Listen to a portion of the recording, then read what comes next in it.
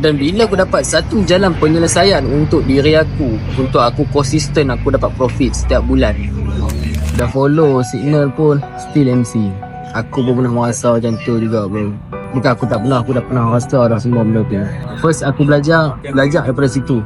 Aku percaya dekat sifu-sifu trader yang dalam signal tu 100%. Sampai satu masa aku tidak excited tau. Masa first aku belajar trading ni.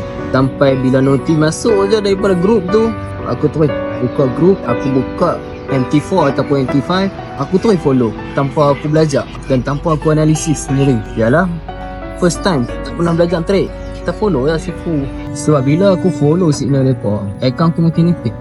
Maybe sebab hampa punya money management, hampa tak jaga lot sizing hampa. Aku follow signal tanpa aku fikir. Kadang-kadang tu sampai kena SL, margin call. Yalah kan excited, signal masuk, kau entry sama-sama mereka. Tapi kenapa bila hampa follow signal, hampa still lagi lost? First, hampa tak tahu reason sebab apa dia masuk position buy 100%. Yang kedua, hampa tak jaga money management hampa. Yang ketiga, hampa tak jaga lot sizing hampa. Yang keempat, hampa tak nak sabak-sabak. Yang kelima, emosi hampa jadi kacau bila hampa nampak merah nak ke atas tu.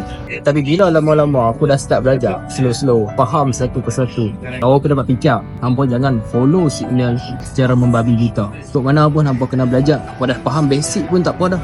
Hampa dah faham support resistance, hampa dah faham supply and demand.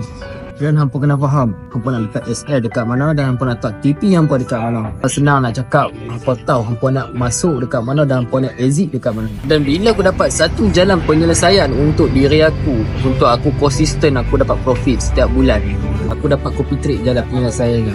Aku dapat join buat copy trade sebab aku nampak consistent return tu setiap bulan macam mana. Dan aku guna profit daripada copy trade tu, aku buat, aku trade sendiri. Jadi dekat situ aku tak mengeluarkan modal yang terlampau banyak dan aku tak habis modal yang terlampau banyak. Jadi hampa pun kalau boleh tak mau habis modal yang banyak, hampa kena buat pemilihan yang betul lah. Okay.